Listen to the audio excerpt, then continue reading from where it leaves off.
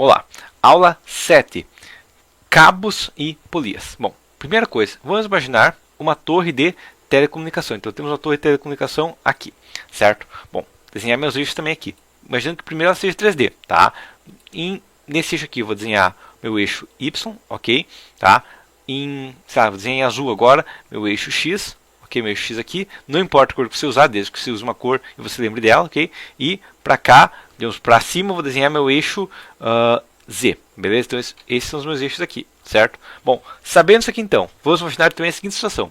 Essa torre, ela tem uma altura de 15 metros, ok? Então ela tem altura de 15 metros. Além disso, vamos pensar que, em cinza aqui agora, tá? Mas nesse ponto aqui, ó, tá? E daí pegando aqui pelo meu eixo Y aqui, ó, nesse ponto aqui, ó, nesse ponto aqui, pegando pelo meu eixo X agora, eixo X aqui, ó, negativo, eu vou ter também em um outro ponto aqui, ó, tá? Um outro ponto, digamos aqui, ó, eu vou ter também um cabo. Então eu tenho 3 cabos suportando essa torre. Então 3 cabos aqui, tá? Puxar uma linha desses cabos aqui, uma linha mais fina aqui, ó. Eu tenho um cabo aqui, tá? Um cabo aqui, certo? E um cabo para cá, tá? Então essa torre, tecnicamente, é uma torre tridimensional, correto? Beleza. Porém, vamos pensar que esses cabos aqui, ó, eles estão numa altura de 10 metros. Então eles não estão no topo da torre, estão um pouco deslocados do topo da torre, certo? Então cabos um pouco deslocados. Sabendo isso, então, 10 metros aqui, vão também dar nome a esses cabos, tá? Então, eu tenho o cabo A, tá? Então aqui é o A, é o ponto A, aqui é o ponto B, aqui é o ponto C, na base da torre tem o ponto D, e aqui eu tenho o ponto E, e lá em cima eu tenho o ponto F, beleza? Então, isso que eu sei aqui da minha estrutura, beleza? Tá. O que mais que eu sei também dessa estrutura? Pegando aqui carga aqui nesse eixo aqui, ó, eu vou imaginar que tem uma carga de vento aqui, ó, que está aplicada no meu eixo menos Y, tá? Então eu tenho uma carga aqui, ó, no meu eixo menos Y, e essa carga, ela tem um valor de 0,2 tonelada-força por metro, ok? Bom, o que vai acontecer aqui é o seguinte, essa carga não está empurrando a torre para esse eixo aqui? Sim. E aí que tem a situação, um cabo só vai funcionar, e isso na verdade vai para qualquer peça, digamos, muito fina, muito esbelta, que a gente chama, quando ela for muito fina, ela não vai suportar compressão. Ok? Existe uma coisa que a gente chama de curva de Euler, ou fórmula de Euler de flambagem, que é o que? Quanto mais longa, quanto mais esbelta, quanto mais comprida for uma peça, e menor a espessura dela, o raio de giração dela, que a gente chama, vamos pensar a largura dela, né? A espessura dela. Quanto maior for esse comprimento, menor a resistência de compressão. Tanto que, por normas, a norma brasileira, por exemplo, fala, coisa de boteiras maior que 200, ignora a compressão. No caso, algumas normas para me entender é 300, tá? Mas a questão é, chega uma peça muito esbelta, ela não resiste à compressão. Tanto que você tenta pegar um cabo e comprimir, ele vai falhar. Não tem como uma corda resistir à compressão. Tá? Essa que é a questão. Então você pega uma barra muito longa, ela não resiste à compressão. Isso vale para esses cabos também. Então meu cabo AE e meu cabo BE estão, se eles tivessem solicitados, estariam comprimidos. Ou seja, eles falharam, eles dobraram.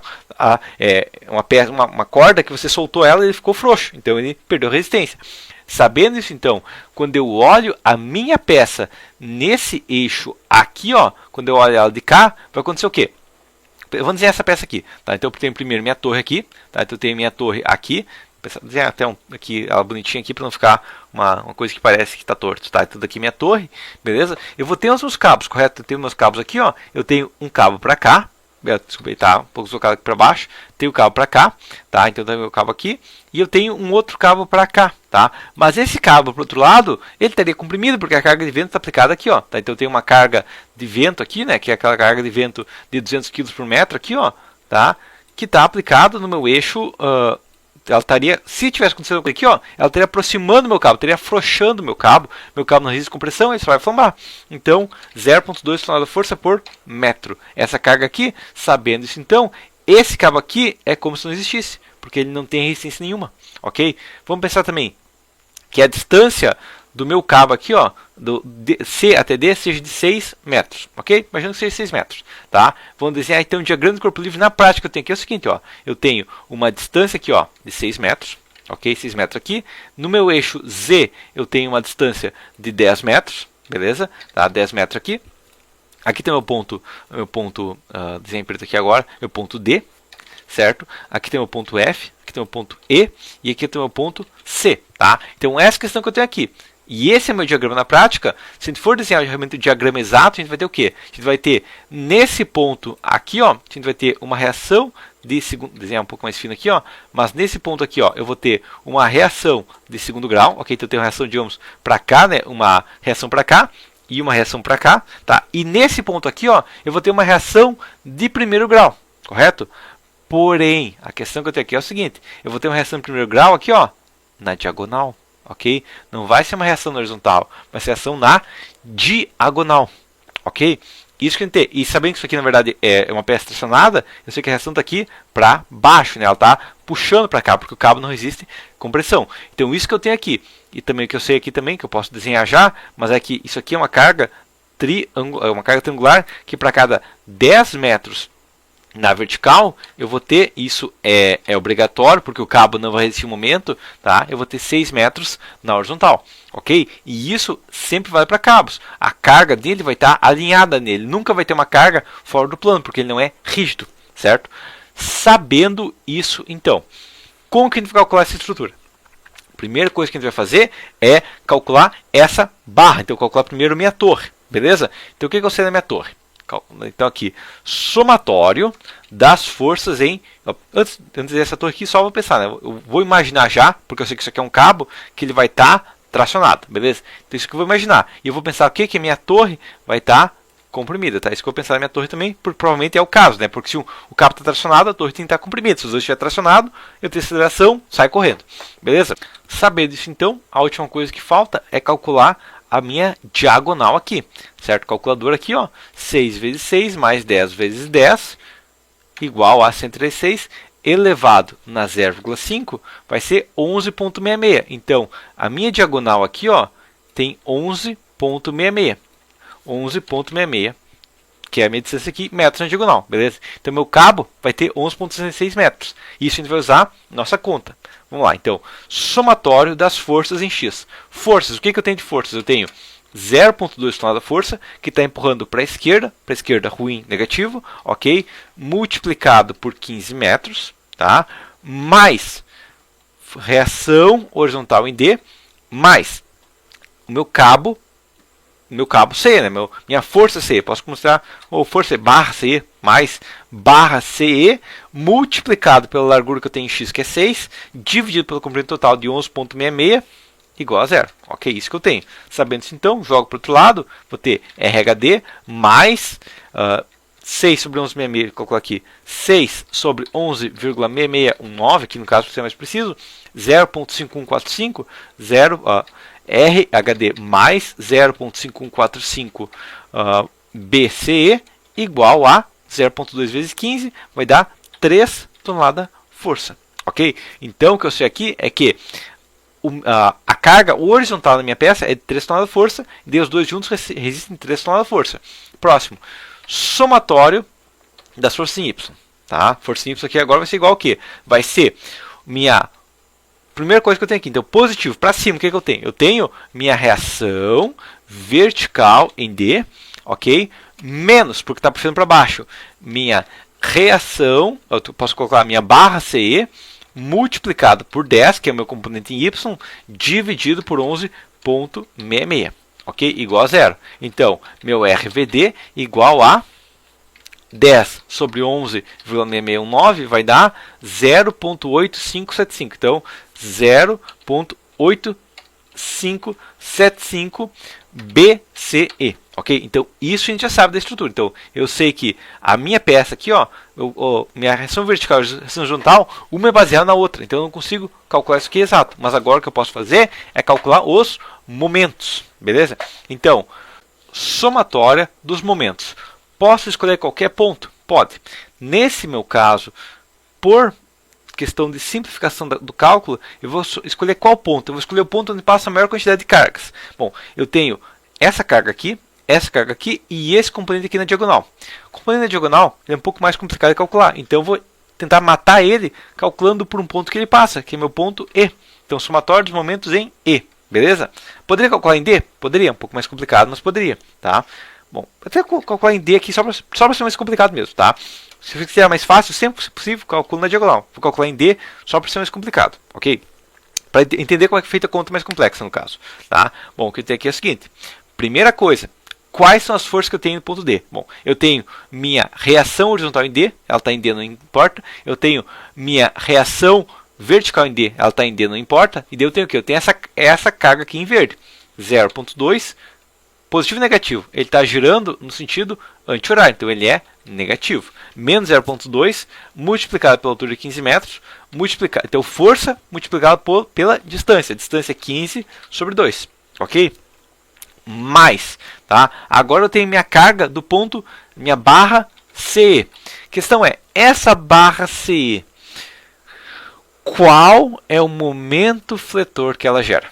Tá? Essa que é a questão. Bom, a questão que eu tenho aqui é o seguinte. Na verdade, não importa, porque qualquer ponto que escolher vai dar o mesmo resultado. Tá? Não tem como ser resultado diferente. Não importa, você pode escolher, por exemplo, vou pegar essa força aqui, ó, porque uma força, na verdade, ela é eterna. Ela não para. Né? Um vetor, a gente imagina que ele tem uma distância, mas na verdade, o comprimento relativo dele não existe. Não. Quanto que é, sabe, 2 toneladas de força em metros? 2 toneladas de força medido em metros, a quantos? Pegar uma treina e medir 2 toneladas de força, não tem uma distância, tá? 2 toneladas de força é 2 toneladas de força o resto da vida. Ok? Então, meu BCE, eu vou fazer o seguinte, ele é, primeira coisa, vamos imaginar que eu vou calcular no meu ponto E, tá? Então, do meu D até o ponto E, eu vou pegar a primeira força, né? Então a força vai ser 6, que é o componente horizontal, vai ser de 6 sobre 11,66, correto? Multiplicado pelo meu BCE, então isso aqui é meu componente horizontal, minha força é 6 sobre 11,66, multiplicado pela distância que eu tenho, que a distância do meu ponto D até o meu ponto E é de 10, ok? Isso se eu calcular com o meu ponto, calcular a força aqui, ó, estou calculando a força nesse ponto aqui, ó, componente horizontal. Se eu calculasse o componente da diagonal, eu jogaria esse 10 para cá e esse 6 para cá, daria na mesma, ok? Essa é a questão, não importa onde você escolhe a força, você vai basicamente multiplicar o comprimento em x pelo comprimento em y, ok? Dividido pelo componente diagonal, tá? Essa é a questão que eu tenho aqui. Então, 6 sobre 11,66 multiplicado pelo meu BCE, multiplicado por 10, ok? Isso que eu tenho na minha peça aqui. Isso aqui tem que ser igual a 0, senão a peça está andando, tá? Então, somatório dos momentos em D, então, na verdade já tem aqui, então vai ser o quê? Só joga isso aqui para o outro lado, então, 6 sobre 11,6619, até 11,6619, ok? Multiplicado por 10, vai me dar 5,145. Então, 5,145 BCE é igual a 0,2 vezes 15 sobre 2, igual a 22,5. Então, minha barra CE vai ter um valor igual a 22,5 dividido por 5,145 igual a, dividido por 5,145, 4,373. 4,373 tonelada força. Ok? Então, minha barra CE ela tem uma carga na diagonal de 4,373 toneladas de força, beleza? Então, eu sei que minha barra aqui, ó, ela está tracionada com uma força, até desenhar aqui já na diagonal aqui minha barra, né? Está aqui minha barra, 4,373 toneladas de força, beleza? Então, agora eu posso aplicar os esforços, tá? Então, reação vertical, reação horizontal em D igual a mais 0,5145 multiplicado por 4,373 igual a 3 toneladas de força. Isso sei. Ok? Beleza. Tá? Uma coisa que a gente sabe também é que a minha força ela tem 15 metros, então o meio dela não está no 7,5? Correto. Se está no 7,5, significa o quê? Que ela está a 75%. Eu pensar, a minha força ela está a 75% da distância de D e E. Ok? Se ela está a 75% da distância de D, o ponto E vai ter 75% da carga. Ok? Então isso é uma verdade que a gente pode utilizar sempre. Tá? Se eu pensar numa carga horizontal simples e consequentemente como meu ponto D tá, do E até o centro da carga está 25% do vão, de 7,5 até 10 é 25%, tá? Eu tenho que 25% da carga vai ser no ponto D. Então se o ponto E recebe 75 e o ponto D recebe 25, provavelmente eu vou ter 25% do valor no horizontal. Eu sei que o meu ponto E recebe 2,25 dos 3, então o meu ponto D deve ser próximo de 0,75, a gente vai calcular, ok? Então, 3 toneladas de força menos 0,5145 multiplicado por 4,373, eu estimo que seja 2,25, desculpa, menos 2,25, deu isso aqui. Então, o meu RHD é igual a 0,75 tonelada-força. Ok? Ele está recebendo 25% de 3, porque 3 multiplicado por 0,25 também vai dar 0,75, ok? Ah, mas deu valor aproximado, sim, porque a gente arredondou, tá? Próximo, reação vertical em D, igual a, pega essa fórmula aqui, ó, 0,8575 multiplicado por 4,373, ok? Reação vertical em D igual a 0,8575 multiplicado por 4,373 igual a 3,75. Então, 3,75 tonelada-força. Ok? Então, quando o vento aplicou uma carga na horizontal da minha torre, ela foi comprimida com uma carga de 3,65 tonelada-força. Ok? Então, esse é o dimensionamento de uma torre estaiada com cabo simples. Né? Claro, na prática, essa torre teria 5, 10 cabos, né? Provavelmente uma torre cada 6 metros vai ter um cabo. Então, provavelmente essa torre aqui teria uma linha de cabo no 6, uma linha de cabo no 12 metros. Então, isso é uma estrutura hiperestática, mas o princípio é esse, ok? Sabendo isso, então, próxima situação que a gente teria. Polias. Vou desenhar aqui uma viga qualquer. Então, temos uma viga aqui, beleza? Tá? Essa viga aqui, ó, de um lado, ela tem... Vou desenhar com um pincel aqui, tá? De um lado, ela tem aqui, ó, um apoio de segundo grau, tá? Do outro lado ela tem uma polia, tá? O que é uma polia? Polia é basicamente um sistema que a gente utiliza onde vai ter vários cabos que vão e voltam nela, né? Vários cabos e consequentemente a gente consegue aumentar o trabalho, aumentar a distância que a gente teria que puxar uma corda, por exemplo, mantendo a força, tá? Então, vou imaginar que também tem uma barra interna aqui, ó, tá? Tem uma polia interna aqui, tá? Vou desenhar também, tem uma pessoa aqui embaixo, tá? Então, tem que ter uma pessoa aqui embaixo, aqui, ó, tá? Tem uma pessoa aqui embaixo, aqui, ó, tá? E ela está suportando uma corda. Vou desenhar essa corda aqui em vermelho, tá? Então, a pessoa está aqui, ó, suportando uma corda. A corda vem pela polia aqui, ó, desce aqui, dá a volta à polia, tá? Aqui ela vai passar por um aro que eu tenho bem na ponta da minha corda, bem no ponto da minha veia que tem um aro, ok? Tem um aro aqui, ó, tá? Então, a minha corda vai vir por esse aro aqui, ó, beleza? Tá? Vai vir por esse aro aqui, ó, vai passar por aqui, ó, vai descer aqui, vai vir aqui, ó, dar a volta aqui e finalmente ela vai prender nesse ponto aqui, beleza? Então, é isso que eu tenho, certo?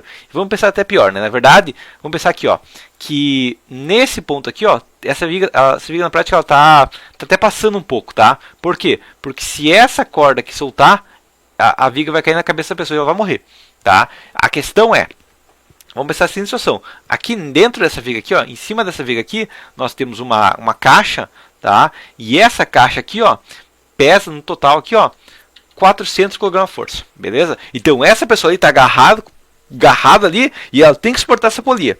Se ela não segurar essa polia, a viga vai cair em cima dela, ela vai morrer, tá? Vamos ignorar o peso da viga por enquanto, tá? Mas vamos pensar a seguinte situação também.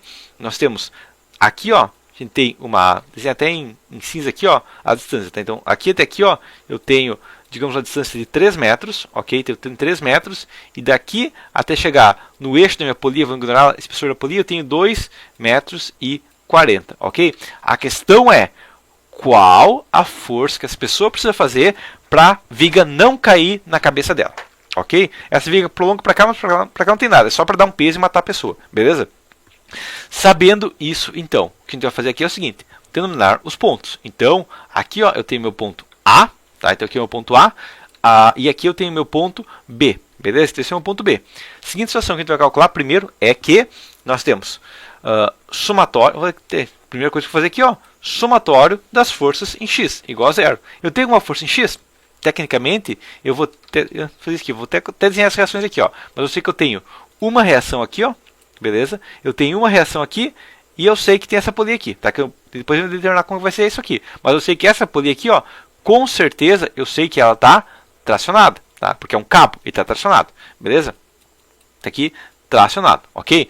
Sabendo isso, então, o que eu vou fazer aqui é o seguinte, é somatório, então, somatório, desenho em preto aqui o cálculo, né? Somatório das forças em X igual a 0. Tem uma força em X? A única força em X, reação horizontal em A é igual a 0, beleza? Matou isso aqui. Agora, somatório das forças em Y, tá? O que eu tenho força em Y vai ser igual a força em A, a reação vertical em A, mais reação em B, né? Que vai ser essas polias aqui, mas reação em B, ok? reação vertical em B, né?